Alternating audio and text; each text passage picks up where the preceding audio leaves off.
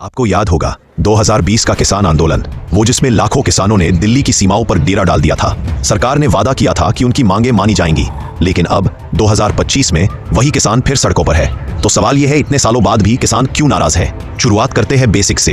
भारत में करीब 55% लोग खेती पर निर्भर है, लेकिन आयरनी देखिए, खेती करने वाला देश का सबसे गरीब वर्ग है। एक तरफ सरकार कहती है किसानों की आय दोगुनी करेंगे, दूसरी तरफ फर्टिलाइजर, डीजल और बिजली के दाम बढ़ रहे हैं। 1 किलो गेहूं बेचने पर किसान को मिलता है 22 रुपए, लेकिन उसी गेहूं की रोटी शहर में 100 रुपए की थाली में बिकती है। अब आते हैं सिस्टम पर। MSP यानी मिनिमम सपोर्ट प्राइस, किसानों का सबसे बड़ा सुरक्षा कवच, अभी भी कानून में नहीं लिखा गया है। मतलब सरकार चाहे तो खरीद ले, चाहे तो ना खरीदे, और जब प्राइवेट कंपनीज आती हैं तो रेट और भी गिरा देती है। कॉर्पोरेट फार्मिंग कॉन्ट्रैक्ट्स में लिखा रहता है रेट मार्केट कंडीशन के हिसाब से बदलेगा। मतलब रिस्क किसान का, प्रॉफिट कंपनी का। अब सोचिए, इतने बड़े प्रोटेस्ट हो रहे हैं, लेकिन टीवी पर कवरेज क्यों नहीं है? क्योंकि अब मीडिया भी बस इलेक्शन कवरेज और सेलिब्रिटी न्यूज तक सिमट गया है।